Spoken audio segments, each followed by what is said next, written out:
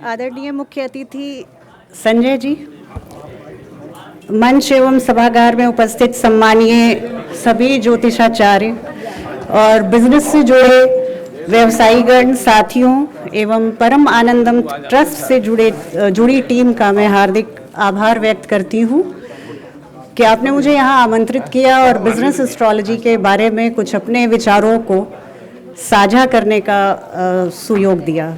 तो जब भी हम बिजनेस एस्ट्रोलॉजी की बात करते हैं तो मैं मुंबई भारतीय विद्या भवन की छात्रा रही हूँ और वहाँ जो हमारे प्रोफेसर्स, हमारे गुरुओं ने जो सिखाया उसी ज्ञान को मैं आपके सामने समर्पित कर रही हूँ। मेरा जो कुछ 5000 के लगभग जन्म कुंडलियों के विश्लेषण का अनुभव है, उसके आधार पे भी मैं आज बात करूंगी बिजनेस एस्ट्रोलॉजी, क्यों कुछ लोगों का बिजनेस बहुत सफल रहता है और क्यों हम विफलता का कुछ लोग मुंह देखते हैं। शानदार ऑफिस, लॉयल स्टाफ, बहुत अच्छी टीम, मोटिवेटेड टीम, फिर भी कुछ बिजनेस टेक ऑफ नहीं कर पाती, नोज क्रैश कर जाती है। इसके बारे में मैं बहुत सिंपल रखूंगी आज की बातचीत को। तो किसी भी भाव की विवेचना करने के पहले बहुत बेसिक चीज़ें जो हैं वो भाव, भावेश और कारक होता है।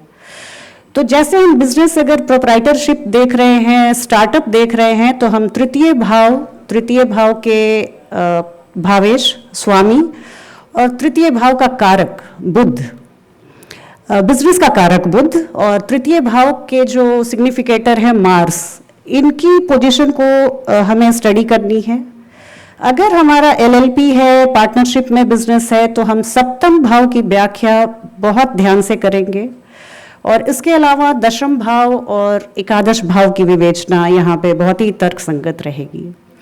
ये हुई, हमने एक सार्वभौमिक बातें की और इसके अलावा हम व्यक्तिगत कुंडलियों पर आएंगे। जो भी बिजनेस के फाउंडर मेंबर्स हैं, उनकी व्यक्तिगत कुंडली, उनका D1 चार्ट, लग्न कुंडली, नवांश D9 और D10, षोडश मांशा D16 की चर्चा की विवेचना मैं ज़रूर करती हूँ।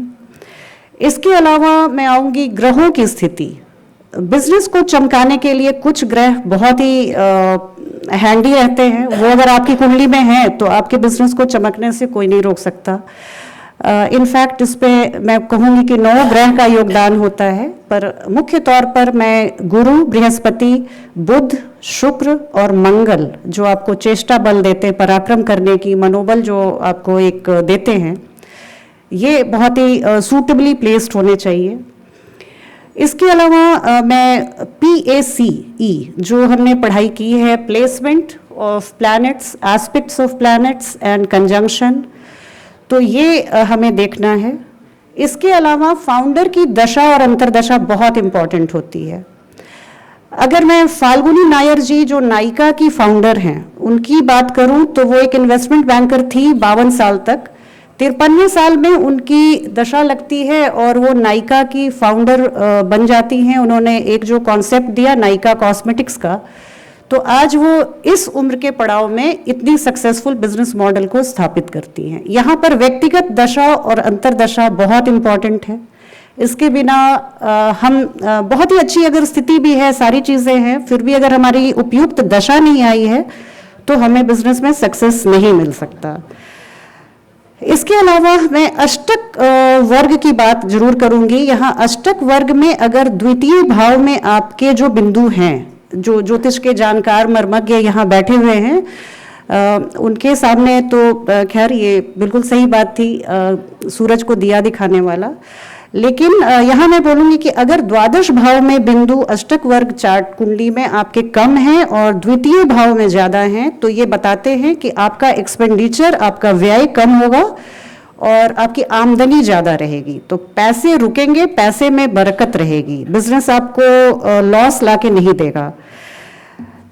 अब इन चीज़ों को अगर मैं थोड़ा सा और एक्सप्लेन करूं तो जैसे हमने भाव, भावेश और कारक की बात की, तो आप अपनी कुंडली को खोलिए और तृतीय भाव की विवेचना आप जरूर कीजिए अगर आप स्टार्टअप कर रहे हैं, प्रोप्राइटरशिप में कोई बिजनेस कर रहे हैं।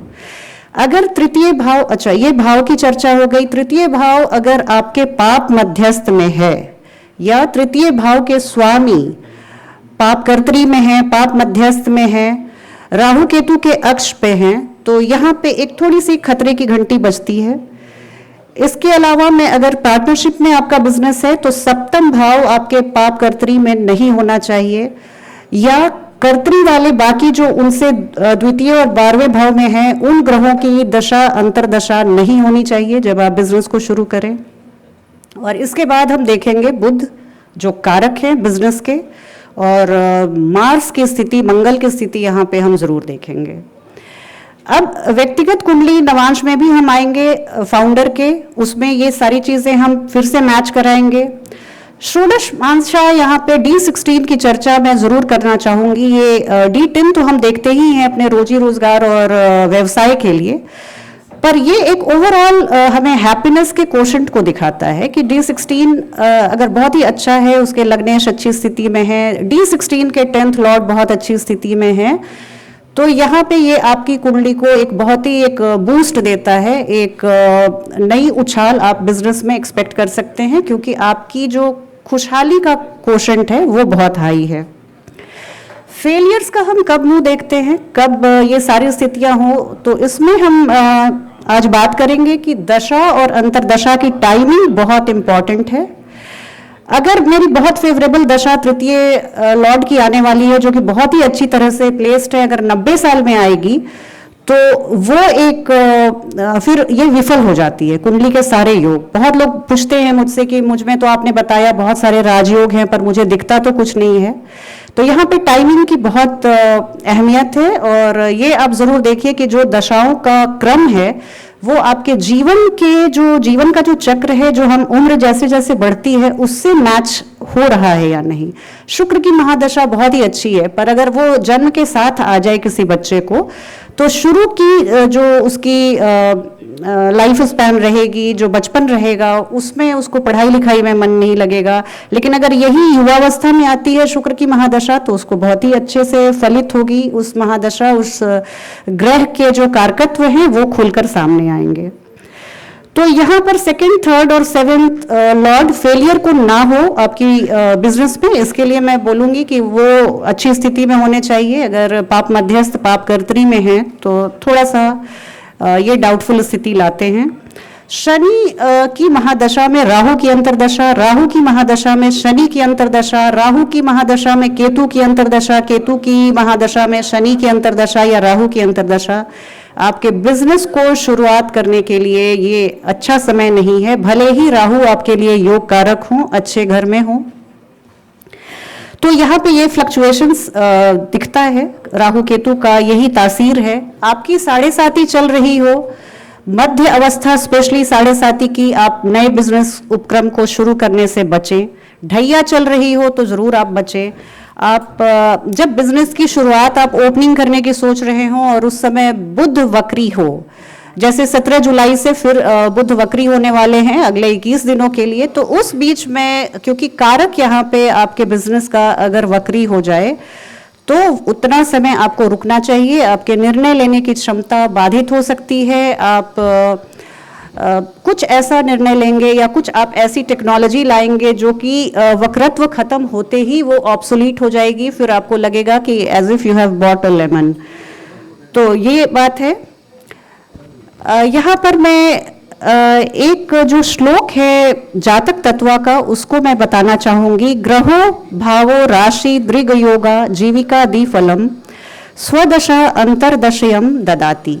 इसमें ज्योतिष का पूरा सार है। कहा गया है कि ग्रह की भाव, उसकी राशि, उसकी दृष्टि, उसके साथ जो योग बना के ग्रह बैठे हैं तो वो जिस जिस जीविका या व्यवसाय के कारक हैं वो अपनी दशा या अंतरदशा में अनुकूल या प्रतिकूल परिणाम देकर ही रहेंगे। जैसे मैंने फाल्गुनी नायर जी का एग्जाम्पल दिया, तो जो होना है वो होगा ही, पर कर्म करना हमारे हाथ में है। और हम बस ज्योतिष को हम एक गाइडिंग फोर्स के जैसा, एक गाइडिंग लाइट के जैसा देखते हैं।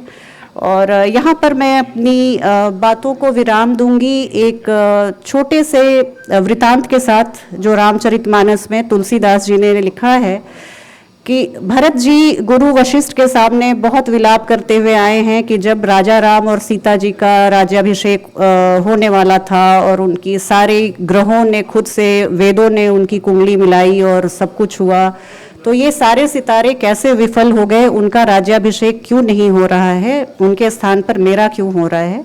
तो इस पर गुरु वशिष्ठ ने जवाब दिया मुस्कुराते हुए भरत जी को देखकर कि सुनहु भरत भावी प्रबल, बिलखि के कहहु मुनिनाथ, लाभ हानि जीवन मरण, जस अपजस विधि हाथ।